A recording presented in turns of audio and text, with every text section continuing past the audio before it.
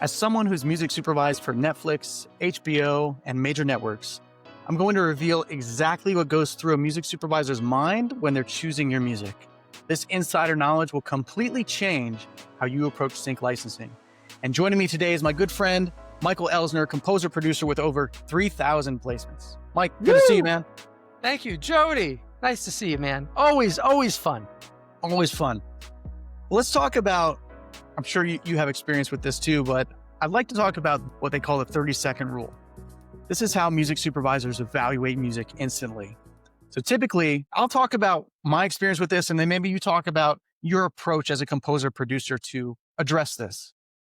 So a music supervisor will typically, and I'm going to speak for me, I can't speak for everyone, but how I work, I will literally listen to a song, and the first thing I hear, it's not the lyrics, it's not the arrangement, it's not the instrumentation, because we haven't got that far yet. It's the performance.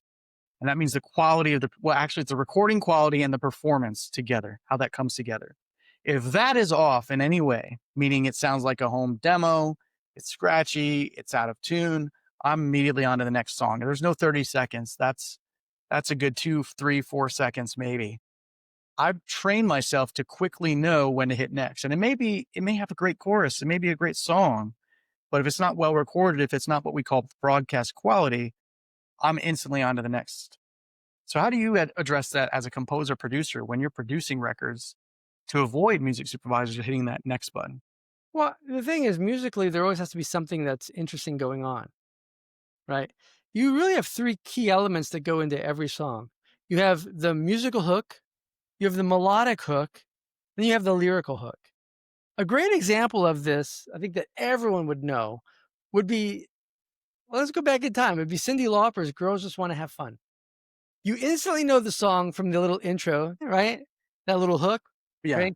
There's your musical hook, right? As I said this to you, maybe if you just start thinking about the song, you instantly start thinking about the melodic hook. Bum, bum, right? You're singing that verse and whatnot. It's so catchy, right? Even if you don't know the lyrics, you still know the melody. And then, of course, there's the lyrical hook, which is extremely important. Girls Just Want to Have Fun. If you know the song, you probably also know the lyrical hooks in the verses as well. But that's a great example of a song that most people would know that has all of those just so dialed in. But every legendary song that you can think of has all 3 of those elements. And if it doesn't, then it's going to get stale very quickly. And that's one of the big differentiating features between professional music and amateur music. I can't tell you how many times I've listened to an independent artist who's not signed by a record label play me a song, and for the first 20 seconds, you're literally listening to just the same chord just being strummed on guitar. Yeah, it's very vibey and moody. It's because when we start playing our instrument, we're taught to just go with the flow, just do what you're feeling. But at some point, that has to shift to acting like a professional and crafting the song and the record in a way that serves its output. But if it's radio, it's going to be one thing. But if it's sync, it's got to serve music supervisors and editors and how it works in sync. So if you're still like vibing on a single chord for 30 seconds, that's not going to work anymore. You can't do that for sync. So it's not, or just make it interesting. Yeah. It's amazing. I was just playing the song earlier, so it's at top of mind, but Wish You Were Here by Pink Floyd. Okay. It's just a G to a C, but it's so vibey and cool, right? It's got the cool little arpeggiated part in it. And then after it goes through one cycle, there's now the acoustic guitar solo on top of it. Right. So every time that you're listening to this, just that instrumental part, which comes up multiple times throughout the song, and it's a slow song, right? So it's done wrong. That song could get extremely boring, but it's done so well because we're always hearing this melody, and the melody, even on that acoustic guitar part, boom, da da da da, da da da, the strumming, da da da da da, right? That's a melody in and of itself. And then comes that little acoustic guitar solo, do-da-da. And then that's its own musical hook. And then you start getting into the melodic hook of the when they're actually singing the lyrics. Yeah. And then you have the lyrical hook, right? but It's a great that's the example because it difference just keeps. between professional quality Yeah. music and amateurs who are just noodling and throwing words over something. And there's a very, very big distinction between the two. So you have to get your music to the point of it being what we consider broadcast quality. Broadcast quality music still has all of those elements. If it has lyrics, it's going to have the lyrical hook. But if it's an instrumental piece, it's going to have that musical hook. It's just not going to be a chord over and over. It could be a riff, it could be a series of chords, but you're not going to hear 20 seconds of just playing one chord. No, now there are instances, I would say, where, especially with trailers and some film montages, where they want something that's slowly builds, like a Radiohead piece or like Godspeed You Black Emperor, or even some U2 stuff that just kind of slowly builds into a big climax. But when it's doing that, it is not just noodling on one chord. Something happening with textures and layers that keeps bringing you closer and closer and hooking you in. That's all you always want to be doing is building interest. So the 30-second rule, I mean that's what everyone does. If you're scrolling through social media, it's not even 30 seconds, it's like 3 seconds. Maybe even less. If it doesn't capture your attention, you're going to continue scrolling. Same thing with TV shows or films. If you're on Netflix and you start a show and you might be 3 minutes into it, you're like, this isn't really capturing my attention. Well, within 3 minutes out of a hour and a half film, that's really a small percentage of the duration of the film. But that's really enough for you to go like, yeah, I think I'm out. I think I'm done with this one. Let's bounce over to another movie and see what we can find. Just because songs are generally 3 minutes and 30 seconds to 4 minutes, 30 seconds is a very generous offer Yeah. to give a song that long. Yeah. If you can't build interest in 30 seconds, then there's some serious problems. And we were just talking about this in another episode, but I'm literally just sitting with my finger on the next button, waiting for a reason to say next. And I don't think I'm alone in that. And that's because that's how we have to get through a lot of songs very quickly, if there's even time to listen through to songs.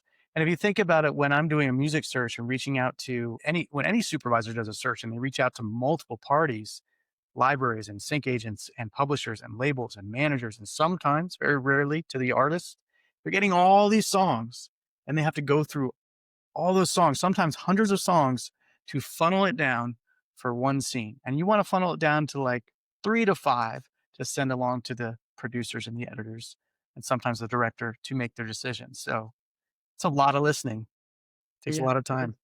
That, and you also got to stay within budget constraints.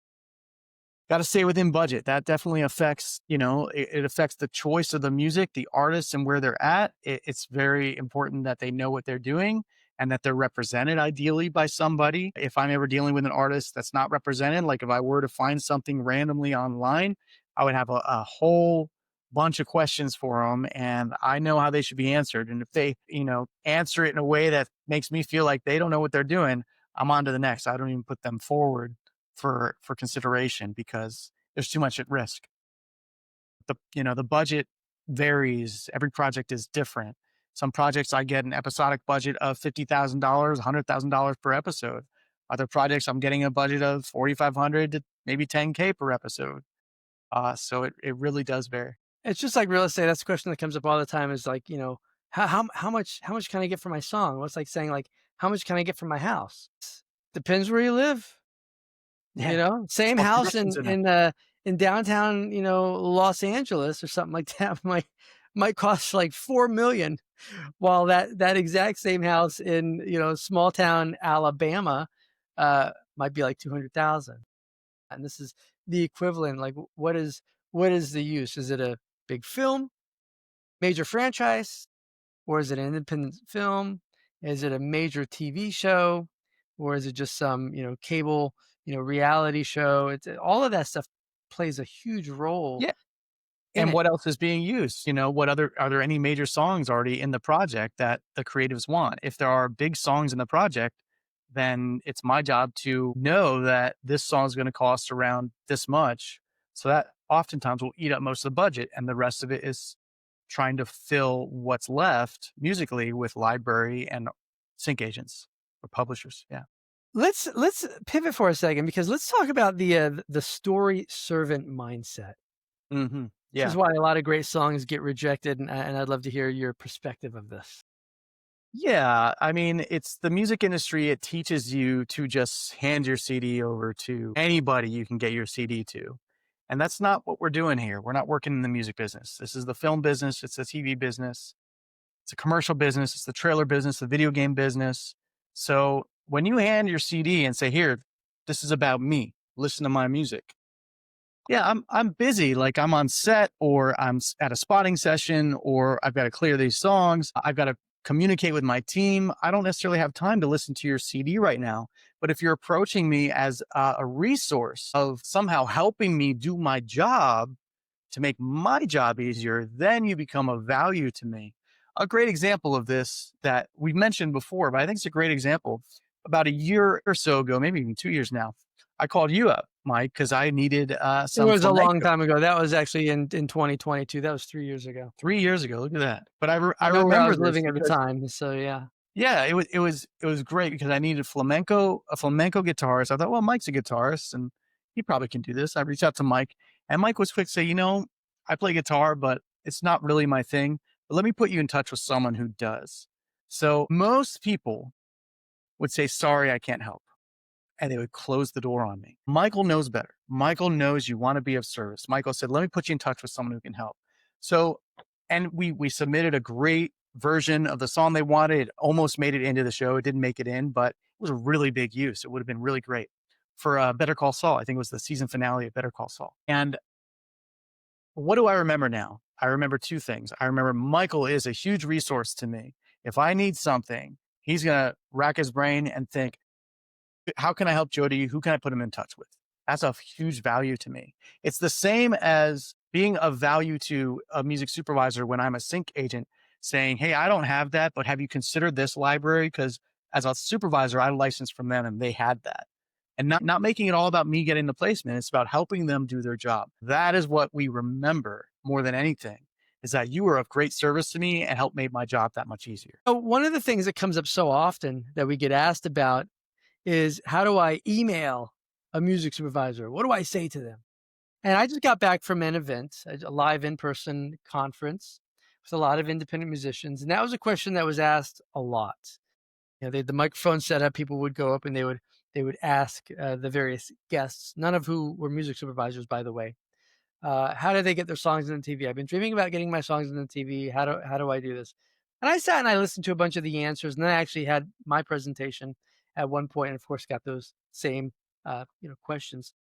And for me, every time someone asks that question, that tells me two things. Number one, it tells me that they actually have never gone through a sync program, a sync course where they actually learn the business of licensing.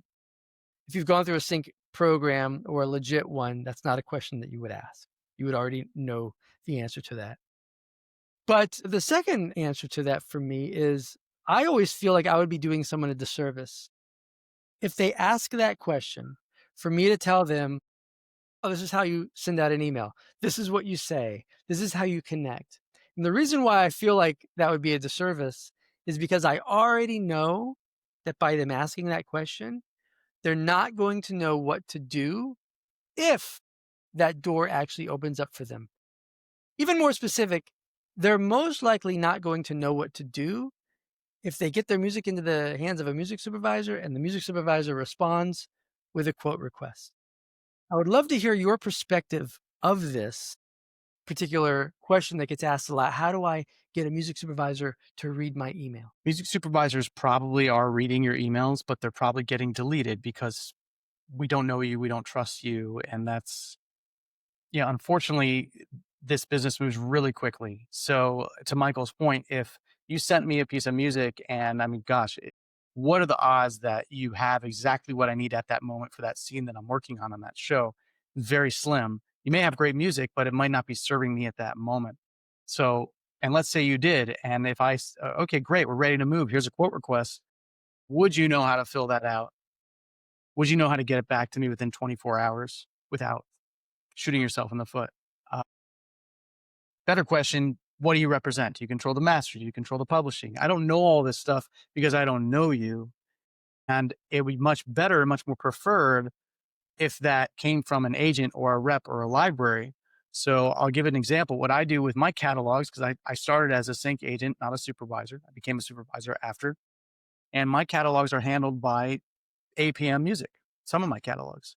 So if I have something right for an opportunity, I will send that along. And if there's an interest, I will just say, great, let me introduce you to Jim at APM Music, and Jim's going to handle this for me. And they love it because it's a done deal. It's APM Music. They know how they work. They know it's streamlined. Even though they know me, they're happy with that because it's streamlined. I would recommend that for every independent artist out there, independent musician, to work with a library, a reputable library, not any library, not Artlist, not Pond5, Sound Trader, Sound Song Better, Trader. Song Trader, like people that are really well known in the business. And the only way to know that is by getting into the business and doing your diligence, or like Michael hinted at, taking a program like Sync Placement Academy. Yeah. So let's wrap this up, because one final important question that comes up all the time, that is metadata. Metadata is a deep topic. It's an extremely deep topic. There's a lot that goes into metadata for the sync space. And again, there's just way too much to cover in any type of training like this. But if you could pick, we have 26 elements that we put into our metadata. If you could pick 3, what would be the top 3 that you would say to someone else? They're all crucial, by the way. If there were 3 that were beyond crucial, at that next level of being crucial, what would they be? That's a great question. Contact info.